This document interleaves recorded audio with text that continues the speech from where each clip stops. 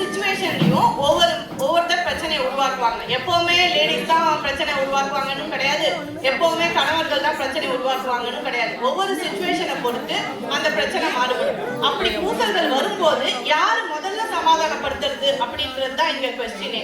அப்படி இருக்கும்போது ஆண்கள் எடுத்துக்கிட்டீங்கன்னா, கணவன்மார்கள் எடுத்துக்கிட்டீங்கன்னா, அவங்களுக்கு ஒரு மறதின்றது ஒரு வரப்பிரசாதம் தான். ஏன்னா கடவுள் வந்து அவங்களுக்கு அதை கொடுத்தது அவங்களுக்கு ரொம்ப நல்லதா போச்சு. நிறைய விஷயங்கள் அவங்களுக்கு மறந்து போயிடும். கோபி சொன்ன மாதிரி ஒருத்தருக்கு வந்து 20 நாளா கொண்டாட்டி கோச்சிட்டு தான் சண்டை போட்டுட்டு தான் பேசாம இருக்கானே தெரியலையா, ஏதோ அமைதியா இருக்காங்க அப்படின்ற மாதிரி நினைச்சிட்டாங்க. அந்த அளவுக்கு அவங்களுக்கு எதனால எப்போ என்ன சண்டை வரும்னே தெரியாது. அடுத்தது பாத்தீங்கன்னா அமைதியா போயிடுவாங்க. ஏன்னா அவங்களால பாயிண்ட் பை பாயிண்டா, இப்ப சில பேர் இங்க பாயிண்ட் பை பாயிண்டா பேசினாங்கதான், ஆனா எல்லாருக்கும் அந்த மாதிரி கோர்வையா வராது. அதனால கொஞ்சம் சரி போ அமைதியா போயிடலாம் அப்படின்னு ரொம்ப அமைதியா போறவங்களும் ஆண்கள் தான். அடுத்தது பாத்தீங்கன்னா ஏதாவது ஒரு பிரச்சனைன்னு வரும்போது அவங்க ரொம்ப அந்த பிரச்சனையை வளர்க்கணும்னு விரும்ப மாட்டாங்க. சரி, ஒரு குடும்பத்துல ஒருத்தவங்க ரொம்ப பிரச்சனை பண்றாங்க, இனிமே அவங்களோட நம்மளுக்கு ஒத்து வராது, இனிமே நம்ம அந்த கல்யாணத்துக்கே போக வேணாம், அவங்க வீட்டுக்கு ஃபங்க்ஷனுக்கே போக வேணாம், போகாம இருந்தா பிரச்சனையே வராது அப்படின்னு அந்த இடத்துல இருந்து ஒதுங்கிட பார்ப்பாங்க. அடுத்தது அவங்களோட கமிட்மெண்ட்ஸ், அவங்களுக்கு ஒர்க் கமிட்மெண்ட், அதை விட கிரிக்கெட் கமிட்மெண்ட்ஸ், சம்மரானா கிரிக்கெட், விண்டரானா ஃபுட்பால் அப்படின்னு ஏகப்பட்ட கமிட்மெண்ட்ஸ் இருக்கு. அதனால அவங்களால மனசுல வந்து இந்த சின்ன சின்ன சண்டைகள்லாம் ஞாபகம் வச்சுட்டு அதை சமாதானமா இருக்கிறதெல்லாம் யோசனையா தான் இருக்கும் அவங்களுக்கு. இந்த மாதிரி ஆண்களும் வந்து நிறைய விஷயத்த சண்டை ஆரம்பிக்க வேணாம், இல்ல அது ரொம்ப நாள் நீடிக்க வேணாம்னு நினைப்பாங்க. அதுவே பெண்கள் எடுத்துக்கிட்டீங்கன்னா அவங்களுக்கு ஞாபக சக்தின்றது ரொம்ப ஜாஸ்தி. என்னென்ன நடந்தது, எப்ப நடந்தது, யார் யாரு கூட சண்டை போட்டா, எப்படி சண்டை ஆரம்பிச்சது, இது எல்லாமே பெண்களுக்கு கண்டிப்பா நல்ல ஞாபகம் இருக்கும். ஓகேங்களா? ஏன்னா ஆனா அவங்க ஞாபகம் வச்சுக்கிறதுனால சண்டை தான் மேல மேல ஜாஸ்தியா வரும். அவங்க தேவை பூராவே தேவையில்லாத ஆடின்ற மாதிரி அவங்க என்னெல்லாம் ஞாபகம் வச்சு சண்டை போடுறாங்களோ அது எல்லாம் தேவையில்லைன்னு தான் ஹஸ்பண்டுக்கு தெரியும். ஓகேங்களா? கணவன்மார்கள் அப்படிதான் யோசிப்பாங்க, எதுக்குடா இவன் இதை சொல்றா, எதுக்குடா அதை அவ சொல்றா அப்படின்ட்டு.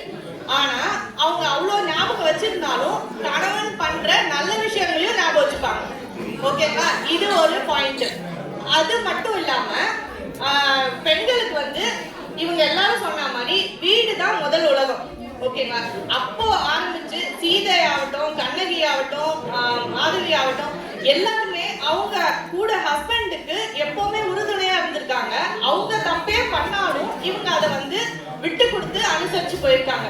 அதை சொல்லி சொல்லி வளர்த்ததுனாலயோ என்னவோ இப்ப வரைக்குமே பெண்கள் வந்து சரி, இந்த மனுஷனுக்கு நம்மளை விட்டா வேற யாரு இருக்கா, இவரை நம்மளும் திட்டி நம்மளும் அவரை உதாசீனப்படுத்தினோம் இல்ல சண்டை போட்டுட்டே இருந்தாலும் அவரால வேற எதுவுமே நிம்மதியா பண்ண முடியாது அப்படின்னு பெண்கள் எப்பவுமே நினைப்பாங்க.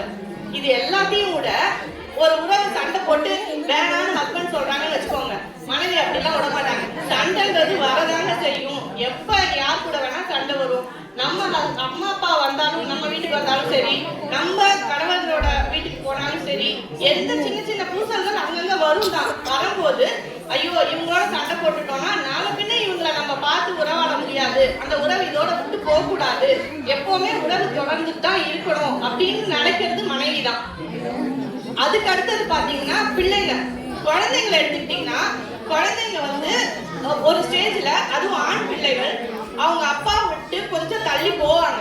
ஏன்னா என்னடாப்பா எப்ப பார்த்தாலும் அம்மா ஏன் அப்பா இப்படி இவ்வளோ சீரியஸாவே இருக்காரு, கில்லி படத்துல தாமு சொல்ற மாதிரி, ஏமா அப்பா என்ன சண்டைக்கு மட்டும்தான் கஞ்சி போடுறாரா இல்ல கொஞ்சம் வயிற்றுக்குள்ளேயும் போட்டுக்கிறாரா, எப்பவுமே இப்படி உருன்னு கோபமா இருக்காரு அப்படின்னு பிள்ளைங்க, எஸ்பெஷலி ஆண் பிள்ளைகள் அப்பாவை பத்தியே அம்மா கிட்ட குறை சொல்லுவாங்க.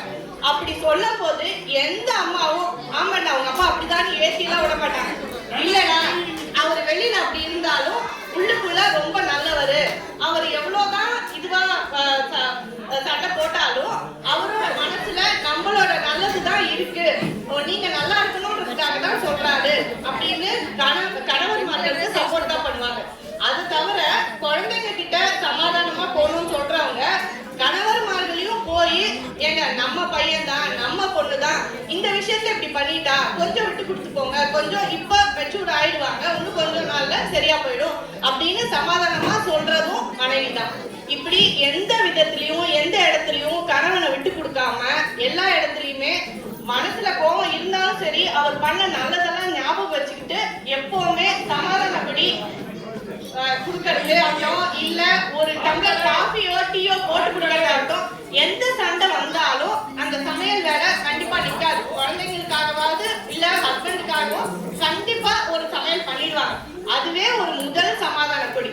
இது மாதிரி எல்லா விஷயத்திலுமே முதன்மையா சமாதான கொடி காட்டுறது மனைவி தான்.